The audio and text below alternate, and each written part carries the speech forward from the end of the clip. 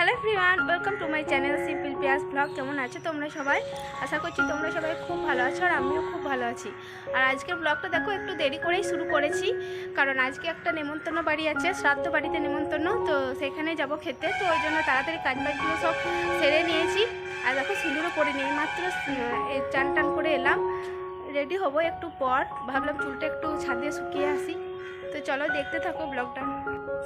আজকে রোদটা সেরকম ভালো আসেনি, দুদিন ভালো রোদ দিল, আবার আজকে একই অবস্থা, মেঘলা মেঘলা অবস্থা।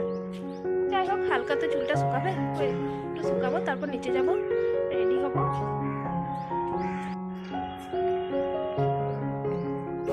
এই হচ্ছে আমাদের বাড়ির চারপাশটা, আর এটা হচ্ছে আমাদের মণ্ডল পাড়া, যেটাকে এখন সবাই বলে বলে মোড়ল পাড়া করে দিয়েছে। তো যাই হোক, চলো এখন নিচে চলে এসেছি, রেডি হব। আর এখন হচ্ছে বরের আর ছেলে জামা প্যান্টগুলো বের করব, তারপর হচ্ছে আমি আমার শাড়ি টাড়িগুলো বের করব। তো চলো ঝটপট বের করে দিই। আর শীতকালের সময় এত জামা প্যান্ট বেরিয়ে যায় না যে কি বলবো, তারপর আমি খুঁজে পাই না যে কোথায় কি রেখেছি। তো এই দেখো, ওয়ার্ড্রপটাও সেরকমভাবে বাগানো নেই, যেরকম পেরেছি জামা প্যান্টগুলো ঢুকিয়ে দিয়েছি। আগে শীতে জামা কাপড়গুলো সব ঢুকাবো, তবে মনে হয় কিছু খুঁজে পাবো, তার আগে কিছু খুঁজে পাচ্ছি না কোথায় কি রেখেছি। ওই যেমন হোক রেখে দিয়েছি। আর এই যে দেখো, এটা হচ্ছে আমার রুম। আমার রুমে তোমরা সামনে আয়না পেছনে আয়না, আমি কিন্তু বেশি করে আয়না রেখেছি যাতে করে আমার সাজুগুজু করতে কোনো অসুবিধা না হয়। আর এই যে ছেলে হচ্ছে কার্টুন দেখছে।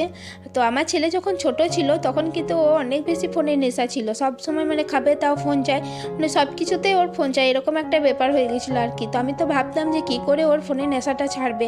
তো যখন দেখলাম স্কুলে ভর্তি করলাম, তখন আস্তে আস্তে অটোমেটিক্যালি ওর ফোনের নেশাটা অনেকটাই কম হয়ে গেছে। আর এখন তো ফোন সেরকম দেখে না, খুব কম, যদি দু এক সময় দেখে তবে। তো চলো এরপর ঝটপট রেডি হয়ে নিই, নাহলে কিন্তু অনেকটাই লেট হয়ে যাবে, কারণ যেখানে যাব সেখানে যেতে মিনিট 15 মতো লাগবে। আর এখন 1:10 মতো বাজছে, মানে মোটামুটি আমাদের যেতে 1:30 হয়ে যাবে। তো এরপর তাড়াতাড়ি রেডি হয়ে নিই।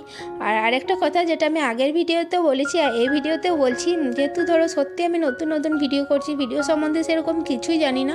তো যদি কোনো আমার ভাষা ভুল হয়ে থাকে বা কোনো কিছু আমি ভুল করে থাকি, তাহলে আমাকে কিন্তু ক্ষমা করে দিও। আমি কিন্তু আগে ভাগে ক্ষমা চেয়ে নিচ্ছি।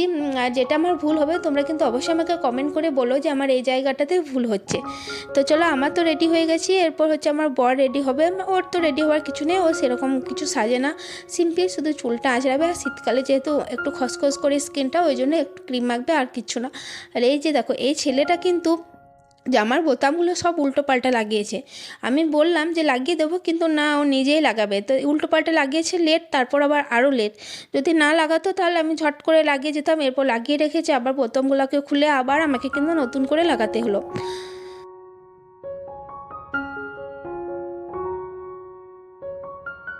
চ বেরো।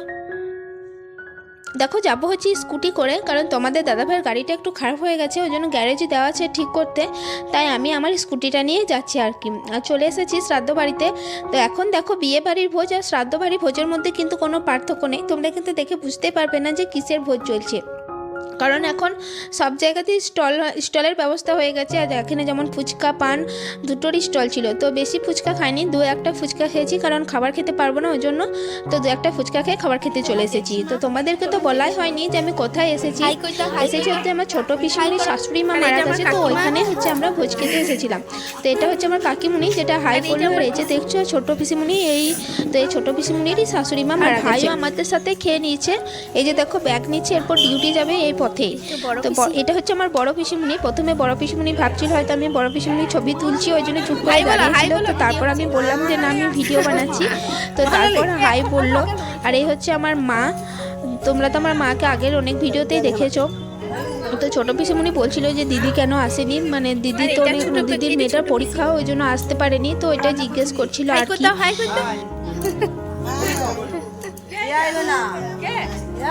মেয়েটার পরীক্ষা বললে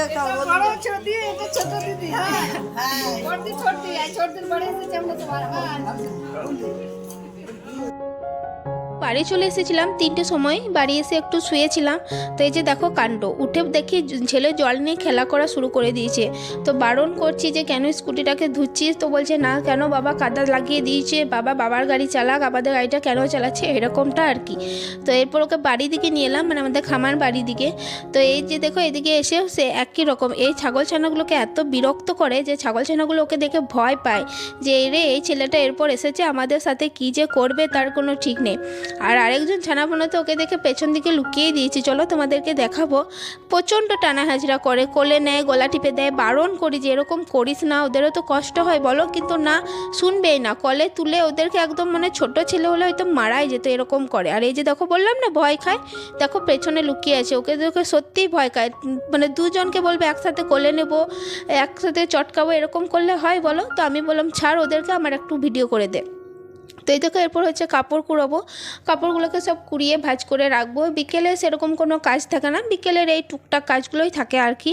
তো কী করবে, সংসারের যা কাজ রোজ তো এই কাজ আমাদের সবারই, তো যেগুলো হয় সেগুলো তো করতে হবে। নতুন নতুন আর কী কাজ রোজ রোজ করবে, এই আমাদের সংসারের কাজ। তো এরপর কাপড়গুলোকে কুড়িয়ে হচ্ছে চা করবো গা, তো চা করে সবাইকে চা দেবো।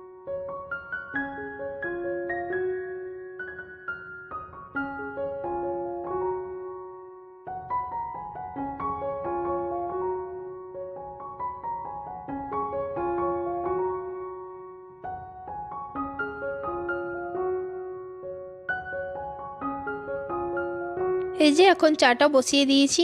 তো আমাদের বাড়িতে কিন্তু একটা নিয়ম খুব ভালো, যে আমাদের এই যে আমার শ্বশুরমশাই, আমার বর, আমরা যদি শুয়ে থাকি আমাদেরকে কিন্তু চা করে দিতে হয় না, ওরা কিন্তু নিজে নিজেই চা বানিয়ে খেয়ে নেয়। এই কিন্তু একটা কিন্তু সত্যি খুব সুবিধা বলো। তো দেখো চা খেয়ে সন্ধে টন্ধে দিয়ে এরপর চলে এসেছি ছেলেকে পড়তে বসাতে। তো এরপর আমি ভিডিওটা এখানেই শেষ করব। চলো আজকের ভিডিওটা আমি এখানেই শেষ করছি। আমার ভিডিওটি যদি তোমাদের ভালো লেগে থাকে তাহলে অবশ্যই আমার চ্যানেলটিকে সাবস্ক্রাইব করে দিও, আর পাশে থাকা বেল আইকনটি অন করে দিও। আর আমার ভিডিওটি কেমন লাগলো অবশ্যই আমাকে কমেন্ট করে জানিও। আর আমার ভিডিওটি যদি তোমাদের ভালো লেগে থাকে তাহলে অবশ্যই আমার ভিডিওটিতে একটি লাইক আর একটু শেয়ার করে দিও। বাই, দেখা হচ্ছে আবার নতুন একটি